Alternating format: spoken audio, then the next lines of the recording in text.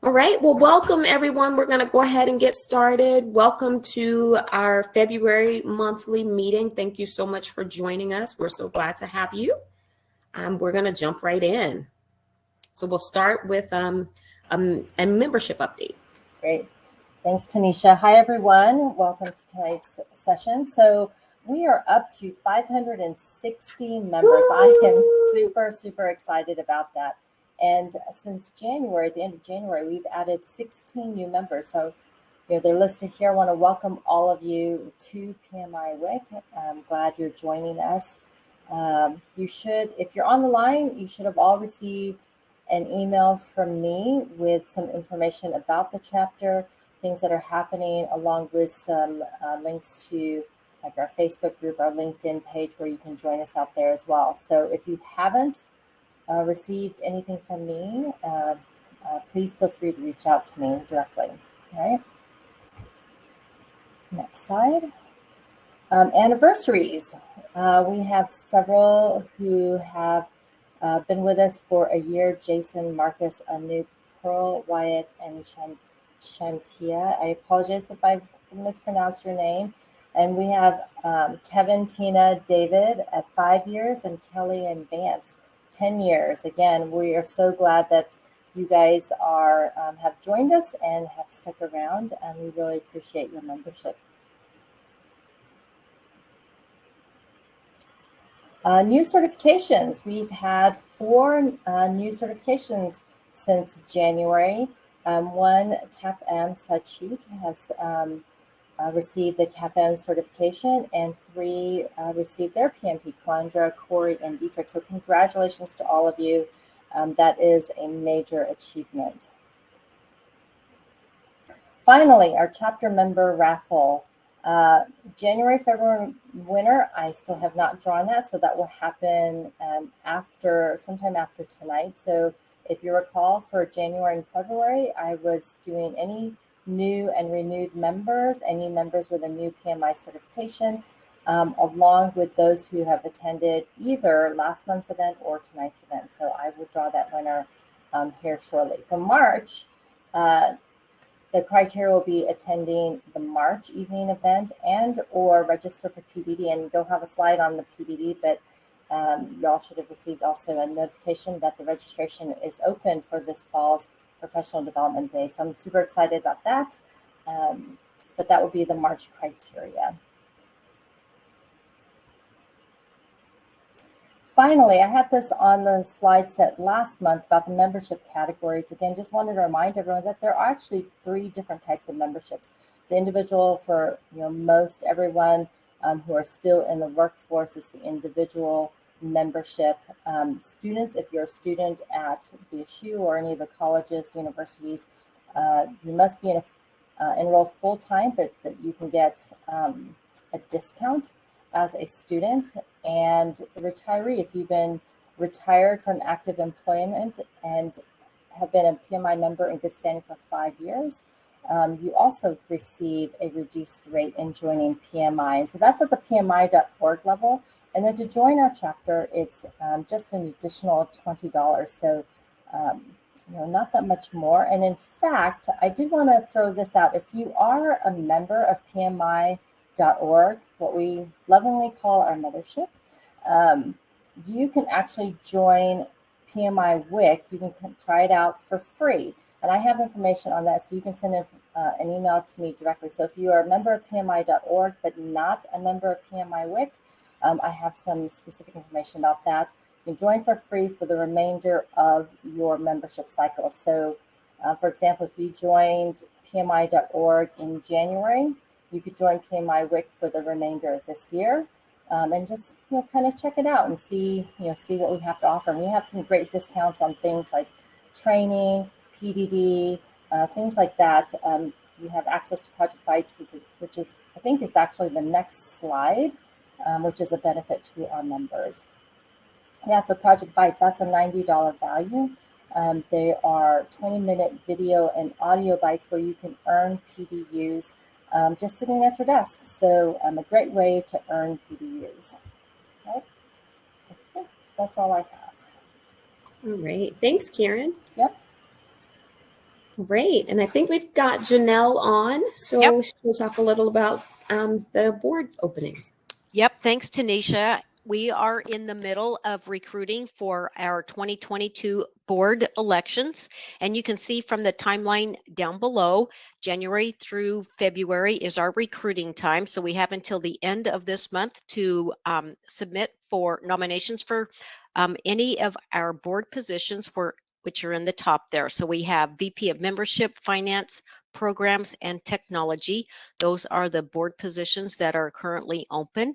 You will, the election will happen in May and service will start in June in June. Service will start in June. So anyhow, if you are interested in joining our board, please submit your nomination form and I will watch for those and I will be back in contact with you for the next steps. That's it. Thanks, Tanisha. Thank you, Janelle. All right. And then I don't see Michelle on, so I will talk a little about our social media.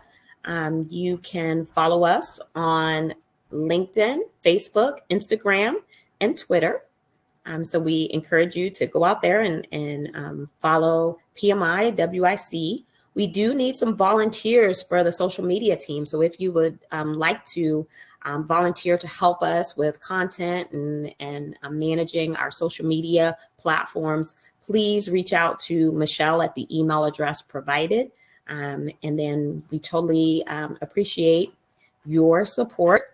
Like I said, liking and following us on social media, and be sure to check out our YouTube where all of these presentations are recorded. And now I will turn it over for a financial update from Becky. Hello, everybody. Not a whole lot of change, obviously. We've been pretty steadfast on our overall budget, still doing quite well, but it is early. So this is January, of course, end of month financials for January. I'm sure we're going to see some changes here. And if anybody has any questions, feel free to either send me an email or pipe into this meeting with your questions. Thanks, Tanisha. Thanks, Becky. All right, we have some upcoming events that we want you to know about. So we want you to participate in some of the things that we have coming up.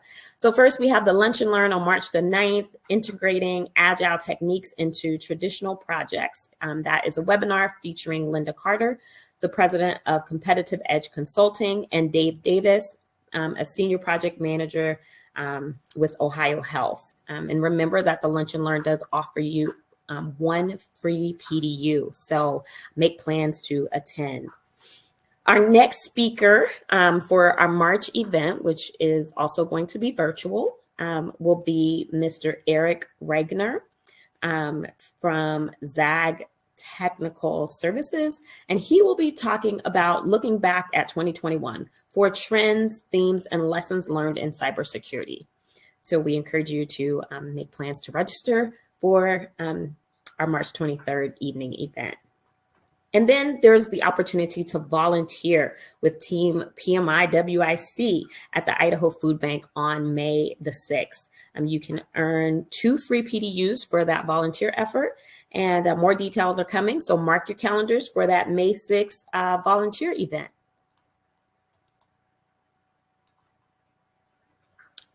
All right, and then we do have some trainings coming up. So we want you to make sure that you are aware of these trainings coming in April. We have a 2-day in-person PMI ACP prep class, April the 7th and the 8th. That will be held on the CWI campus. And then we have a PMI PMP exam prep on April 21st, 22nd, 28th, and 29th. Those are from 8 a.m. to 5 p.m. All of these are in person, so we do want you to be mindful that we are still making sure that we follow the COVID restrictions, so seating will be limited. So make sure that if you're interested in attending either event, that you register by the deadline, which is Sunday, March the 20th. If you need any more information, feel free to just go out to the website, and there's all of this information out there available for you. Hey, Tanisha, yeah, I'm here. I don't know if you knew I was here. I am here. So this is Craig. If you guys don't know me, I'm the VP of, no, I'm not. I'm not a VP anymore. I'm the president-elect. Oh my gosh. It's been a tough couple of years. This is my slide. So it's for the Professional Development Day. As I think you're aware, we've moved that. Sorry, we've moved that from March, when is typically when we have it, to September this year. Again, because COVID was acting up and we weren't sure back in January what it was going to look like. So we've given ourselves a few months. This year we'll be having it at BSU, at the Student Union Building. And it'll be all day, sorry, not all day, all afternoon on Wednesday the 21st. And just want to let you know that you know, it's open enrollment, meaning anybody can come to it. You don't have to be a chapter member or even a PMI member. So a lot of people may be interested in doing that. We're going to talk about learning to thrive as a project leader, and there'll be learning paths that align with PMI's Talent Triangle. We're going to be focusing in construction, government, cybersecurity, as well as kind of the traditional IT PM content. So this is a great opportunity to have up to 4 PDUs. Plus, you can get a bonus PDU if you submit a related white paper to the chapter. So a lot of good opportunities there coming up. I want to let you know that we opened up the ticket booth in Yapsity. So you can go out to PMI with.yapsity.com. It's also right on our main webpage. We've already had 10 or 15 people sign up just this week. So in the last couple of days. So that's exciting. We are limited to about 170 to 180 people to fit in the Student Union Building. So if you want to make sure you have a seat, sign up early and get those tickets. And I can do Right. Thanks, Craig. Thanks, All right, and now we are excited for tonight's presentation by Evaristo Solar. He is a senior consultant at CSG Government Solutions. He's going to be talking to us tonight about not another meeting. So what I'll do now is we'll do some transition. So I will stop my screen share. I'll invite all the rest of the board members. They can leave the stage at this time, and then Evaristo, we will get your screen share going. But before we start, you might be wondering, well, who is this guy? Evaristo? Originally moved to Boise back in 2002, so I consider it home. Evaristo, we can't see your screen. Spent about 10 years at HP. For those efforts, led me to a company called Molina Healthcare. Molina Healthcare at the time was the fiscal agent for the Medicaid contract here in the state of Idaho. Left Molina, joined Micron, and then after a short stint at Micron, I joined the company CSG Government Solutions, where I'm currently employed. Had several roles: software engineer, software tester, test manager, release manager, business analyst, and now the newly appointed project manager role. You might be wondering, you've heard of most of the companies in the Valley, but who is CSG Government Solutions? We're a mid-sized managing consulting firm. Our clients are large state government agencies. We do project management, independent oversight, and IT modernization for government programs like Medicaid, child support, unemployment insurance. We've done work in 44 states. Our founder and CEO is John Walsworth. We were founded in 1997, and we're headquartered in Chicago, Illinois. And if you have more questions, you can visit our csgdelivers.com external site. Questions about CSG? We have a public-facing website, right? csgdelivers.com. This is some of the states we're doing business in. And in Idaho, we have 2 accounts or 2 clients, the Department of Health and Welfare and Your Health Idaho. And as mentioned previously, if you have any questions, feel free to put them in the chat. I'll love to answer them live. So, right, you see a wonderful image here of my calendar, pre-PM days versus post-PM days. I know what you guys are saying. That's it. Some of you guys would love to have a calendar as easy as the one on the right. I know some of you have way worse than what I do, but what I quickly realized is I was falling behind on work due to the number of meetings I was asked to attend. I also got promoted during the college football season, so my Saturdays were occupied. I have a toddler, and my evenings were just consumed with family time. As soon as I got done with family time, I would have to go back to work, and it just felt like Auntie Oprah visited me saying, you get a meeting, you get a meeting, you get a meeting. Super overwhelmed, and it started making me really contemplate, like, what did I sign up for? So we've all had this feeling. What if I told you that this could have been an email? The results are in. This could have been an email. One of excitement that, yes, I survived another meeting that could have been an email. And lastly, our favorite character from The Office saying that the hour-long meeting could have been a 20-second email. Oddly enough, this is an interesting statistic. 20% of our average day is spent in meetings. If you express that as a year, that means a meeting you start New Year's Day won't let out around to the middle of March. I don't know about you, but that's an extremely long time to be in a meeting. And we average about 3.1 meetings per day. That's the average employees. Project managers, way worse than that. I then started wondering, hey, there has to be a cost to this. So I found a nifty calculator that allows you to enter in the meeting length, number of attendees, and salary. So I have 2 examples here. Starting at $120,000, and just each employee was $10,000 less. Went all the way down to, I think it was about $50,000 on the one on the left, and you see that an average meeting of 60 minutes costs $476 to facilitate. On the right side, we move the numbers up just $10,000 for everyone. You see that the meeting went up from $476 to $532. It's about a 12% increase in the meeting being more expensive. And I'll share a fun fact. Early in my HP days, we were working on a project. We had some issues going on. Our general manager escalates the issue. He invites vice presidents. He invites other directors, general managers, etc. He wanted to get the issue resolved. Had about 20 people on the call, and all of a sudden, a director at the company who will remain anonymous said that this is an expensive meeting for $2 million.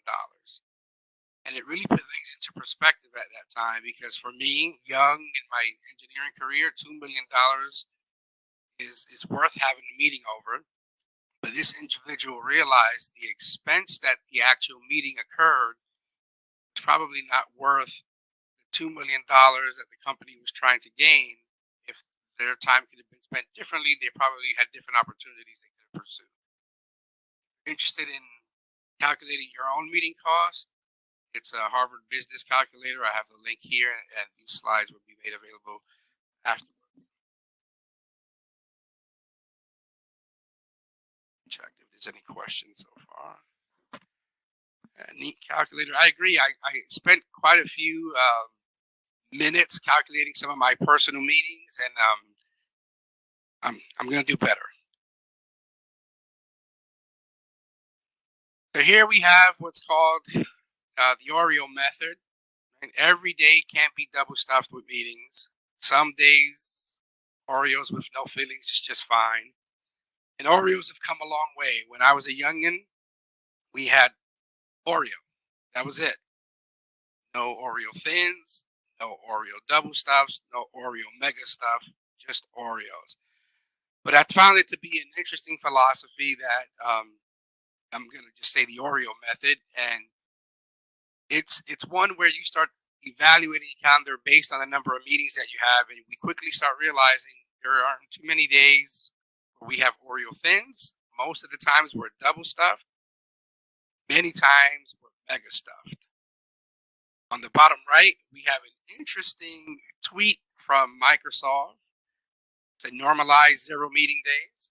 I've highlighted the time and the date. 11:41 a.m. on January 28th, 2022. Guess what? That was a Friday. I'm assuming the owner of the account that handles their social media account probably left the meeting right around lunchtime, and he was thinking the same thing. This could have been an email. And by the engagement numbers, 617 retweets, 118 quote tweets, and over 5,000 likes, it's fair to assume that most people feel the same way. Side note, as I was doing research on this, the Oreo method is used in the writing world. So if you look it up, it's you're going to find more resources about writing versus meetings. But I thought it was a good analogy, so kept it there thus far. One thing that we can ask ourselves is, do we really need that meeting? Should I hold a meeting? I used to, in the beginning of my project management career, just schedule meetings left and right. And then I quickly realized that that is my collaborative way of getting things done. I don't mind the brainstorming session, and I thought everybody enjoyed that same type of philosophy. By using a simple business process mapping like the one in front of you, you'll be surprised at how many times you end at the nose and still are able to accomplish work. So it's a simple level set just to slow your thought process down a little bit. And it allows you to really just answer basic questions that determine, are we good to progress with a meeting? Or is there another way that I can gather the information that I need? I'll leave this screen here for a minute, but have I thought this through? As I mentioned before, I was one that I didn't think things through. I would just schedule the meeting to get the thought done. And now I'm taking more time to think before sending out meeting invites. I'm also doing a lot more work up front. Do I require input from an outside entity?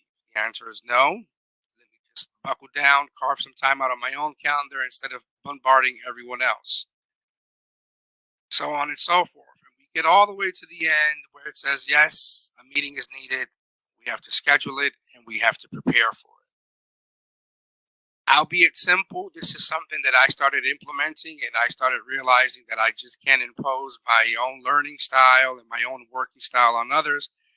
And I am pretty confident that my team is happy that I've started taking the moment of my own time to ask myself these questions before just putting something on their calendar. Some meeting tips is define the meeting. Break them up. Have a status meeting. Include only the stakeholders who will provide updates. Make the notes available to everyone. And then think of ways to eliminate this kind of meeting. Can you enter your statuses into SharePoint? Can you generate a report? Can you distribute that report? And if you have a decision meeting, you limit the voting audience. You publish the decision points ahead of time. Then you only allow status updates if they impact the decision that's being voted on. This way, the meetings are clearly delineated. It allows the meeting invitees to make the decision if they need to attend, if they need to delegate the meeting, or if there's someone else who could be better suited to attend that meeting instead of them. This is one that I struggled with. Agendas anyway. Sometimes I would just schedule a meeting, not really taking into account what my agenda items were. As I said, I like to work in a collaborative method. And I would just send some bullet points because it was what I was accustomed to doing. So you'll see the concept of abandoning general agenda items and replacing them with targeted questions. So on the left-hand side, you have your customer process improvement, budget problems, continuing our strategic planning. And to me, those read as lecture points. It seems like I'm going to attend a lecture to be spoken to about those topics. Didn't provide a lot of user engagement. It didn't give me a warm, fuzzy feeling of inclusivity and trying to solve the problem. It just felt like another meeting that I needed to attend. But what about if we take those bullet points and make them targeted questions? What are the key ways of improving overall response time to customers by 25%? How will we reduce our spending by $100K by the end of the fiscal year? What threat we need to be aware of? Effective, what can we do about it? The questions on the right are engaging. They promote a framework for discussion, and it really gives us a sense of purpose on what the meeting is about. And as a meeting attendee, if I'm reading the questions on the right versus the bullet points on the left, I'm going to feel a little bit more willing to be engaged. I personally stopped multitasking as much during these meetings because I wanted to be aware of the decisions. I wanted to be involved in the problem solving. And I just felt like I had a bigger stake in the game with the targeted questions versus just the general bullet points. Dealing with the fear of missing out. I love this quote by James Clear. You don't rise to the level of your goals. You fall to the level of your systems. Goal. I want to create time on my calendar. I don't want to miss out on the information, and I want to provide exposure for other team members. So what do? We develop systems. Use what you have. And not only that, but obtain buy-in on the systems. So this is something that we did recently at the company that I'm in. We have a OneNote notebook where we capture our own individual minutes for meetings that we attend. We also attach to that same notebook the meeting minutes from the meeting facilitator. But one of the biggest things is serves as a central location for everyone to be able to go learn about the meeting or get details if they were unable to attend. And the reason you need buy-in is because the organization has to use it as a whole. So these two things that we implemented of having the OneNote notebook and attaching our own individual minutes as well as the minutes facilitating provided by the facilitator served as a huge value add because now anyone in the organization is able to technically answer a question about a status update, about where we at with a certain topic of interest that may be of value add to an executive. So that small system that we developed has provided tons of value for our organization. And if you think about it, many of us attend meetings or we fear because we don't want to miss out on that information. But if you had a way to obtain the information relatively easy, and you knew that you would go there and it would be captured, it would be current, I think we would manage our calendars slightly different. Many of us are wondering how do we decide to delegate? This was something I struggled with. How do I delegate? I felt like I had to be a part of everything, yet I was falling behind. So a lot of us are familiar with this image. It is one that is encouraged to help you prioritize your work. Urgent and it's important, you do it. If it's not as important, but it's still urgent, you delegate it. You have the schedule and then the eliminate options as well. And I try to leverage this to help us encourage delegation of meetings. I quickly put Band-Aids over it because it's not as simple as just putting things into categories. But there has to be a framework. There has to be a way that we can do this. There has to be a way to allow us to delegate these meetings. And I'm just going to go with some simple bullet points that I've used that I've hoped will benefit you. If If you're double booked, pretty simple way to delegate. If it aligns with someone else's expertise, this one, albeit simple and it makes a lot of sense, it was one that I was overlooking all the time. I felt like as the PM, I had to be there. Instead, now I look at the topic, I look at the agenda, I align it with my leads, and it's a better use of everyone's time. If it affords someone to get good exposure, and I underline good because not all exposure is good, but this is something that we have to be mindful of, right? Who is going to be our successor? Are we raising up the next generation of PMs? If you have a junior PM, this will be a good opportunity to look at your calendars and say, hey, this is a work stream I might need you to lead, or this is a meeting I want you to attend, capture meeting notes. If you know the meeting is non-hostile, I have been on the receiving end of an invite, super excited to go, right? We're all eager to attend and help when we can, only to walk into what was like World War III. I immediately kind of shut down, not engaged. I was capturing notes, and I was also scheduling a meeting with my psychiatrist. Like, oh my God, these people are crazy. But it's something to be mindful of. If you know the meeting is going to be hostile, it's probably not one to delegate. It'll leave a bad taste in that person's mouth. And then the last bullet point is if you've made the person aware of the systems you have in place. I was double booked once, forwarded the meeting to a lead, said, hey, please go attend.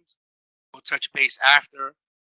The person attended, and they didn't capture notes in the OneNote. They were just regurgitating notes from what they could remember of the meeting. They jotted some things down on the little piece of paper on their desk. They were sharing that information.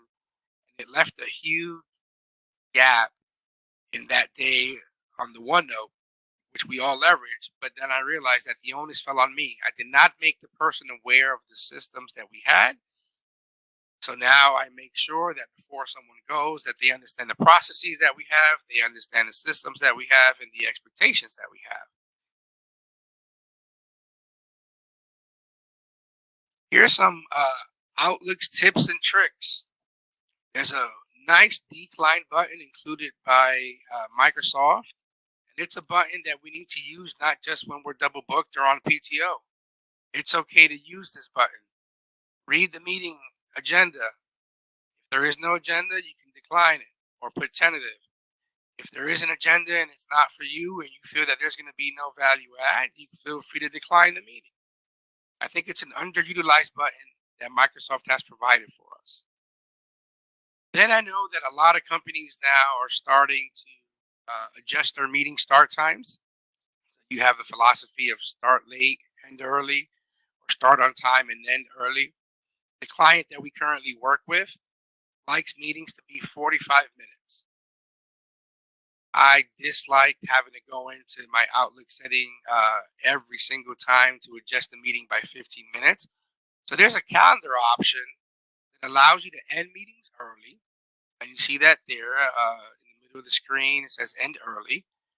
For meetings less than 1 hour, you can shorten them by 5 minutes. And for meetings longer than an hour, you can shorten them by 15 minutes. Once you save that, the next meeting you create will be either 25 minutes if it's a 30-minute session or 45 minutes if it's an hour session. And I found that to be super helpful due to the number of clicks I was saving. And it didn't, one of the things I also did was I would have to recall meetings, send them again to update the time. So this avoided all that rework. Another thing I've implemented is I use the voting button. So the voting button can save you from having a meeting about the meeting. And I've been guilty of doing that as well. So now the question posed to the team is, when do we meet? Use the voting buttons. Monday, Tuesday, Wednesday, Thursday. Notice I left Friday off. We're trying to implement Friday as a no meeting day where we're at. So I give the team options to see what works best for them. But again, I didn't have to have a meeting to decide when we wanted to meet.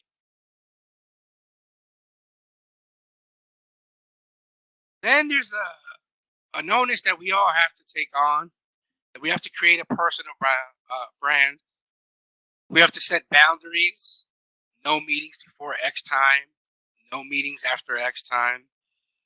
I found this to be super interesting. The current company I'm in works across all time zones, and it's easy to get caught up. And as soon as you roll out of bed in your home office, you're on and working through lunch and working through dinner and working through every other family event there is. So there's home offices are one word that we try to separate, but the reality is that boundaries is what's going to help us do that. We have to set the boundaries. Another one is that we must set goals. I like the images here. Stop mindlessly accepting meetings. Are you practicing it? And then have you mastered it? Create blocks of time of uninterrupted work time, whether it's 2 to 4 hours a day. We need these times to get work done, and people end up respecting these times. And the last one about creating the brand is to be the change. Be the change you're looking for. If you're the meeting facilitator, be mindful of how many meetings you schedule over lunch, how many meetings you schedule on Friday. I worked with a gentleman who, if you invited him to a Friday meeting after lunch, he would complain the entire time. The entire time, you would just hear about how, did we really need to have this meeting? Do you not realize it's Friday after lunch? I could be fishing, I could be hunting, etc. And he mastered the art of complaining to the point where we all started recognizing that before we invite him, we need to be sure that we're willing to deal with the level of complaint. The gentleman created a brand for himself, and it worked. People stopped inviting him to meetings. People stopped booking his Fridays afternoon up with things that could have been an email. So I challenge all of us that as we continue to look at these things, that we set some boundaries that make sense. It's also important for companies that are globally based. I remember my time at HP, I would work with folks in India, and that's 12 and a half hours off. It would some interesting meeting times, to say the least. So I would adjust. I had a manager who was understanding, and he allowed me the options to leave sometimes a little bit earlier during the day or come in later, depending on what time the meetings were. Those boundaries were critical. At home now, there's an understanding that at about 4:30 p.m., I will log off for a while. I have a toddler. I have kids that come home that need attending to. These boundaries have been a game changer in my personal life. And then now, as the meeting facilitator, I'm trying to be that change. I try not to schedule things for Fridays. I try not to schedule things super early. And then the other thing I personally do is that I try not to schedule meetings. For example, if it's Monday after work hours, I try not to schedule a meeting for like Tuesday first thing in the morning. I don't want people that have logged off to then wake up to first thing in their inbox is a meeting they must attend.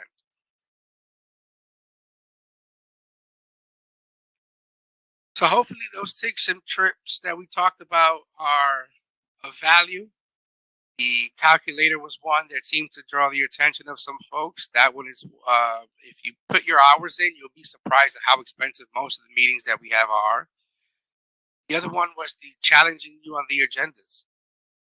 I was guilty of just doing regular generic topics. I was not doing a really good job of challenging my audience on what exactly we wanted to do. And then now I'm separating my meetings. Is it a status meeting or is it a decision meeting? Then I also empower folks to forward the meeting as they see fit to folks that may be better than they are. Someone might be more qualified. So hopefully there's some value add in these slides. I appreciate the time. I apologize again for the technical difficulties we experienced in the beginning. But thank you for your time. Thank you so much.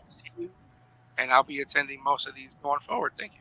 All right. Thank you so much, Evaristo. We'll open it up for any questions or comments that anybody might have. So if you have any questions or any comments about what was shared, you can either put it in the chat or you can put it in the Q&A tab for this session.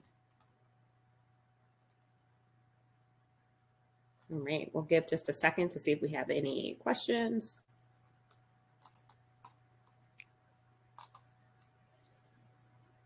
All right, E, a couple people giving you some shout outs in the chat. Janelle says, great job, E. We do call him E. I do know him. I call him E too, Janelle. She misses your days at HP. That was a great person to work with. Janelle is pretty awesome. All right. I see the chat. Matthew, thank you for the link. I'll definitely go check that out. Lisa, thank you for that shout out. Great presentation, great content. All right, I'm not seeing any questions. I think this was a very, very good presentation. Very timely, right? Especially with, it's the new year. It's time for us to take control of our calendars, take back our calendars, and look for areas and opportunities where we can either make opportunities for others or just use our time a little more wisely and efficiently. So again, thank you so much, Evaristo, or E, for joining us tonight. And thank you so much for the content. It was great. And thank you, everyone. Have a great night.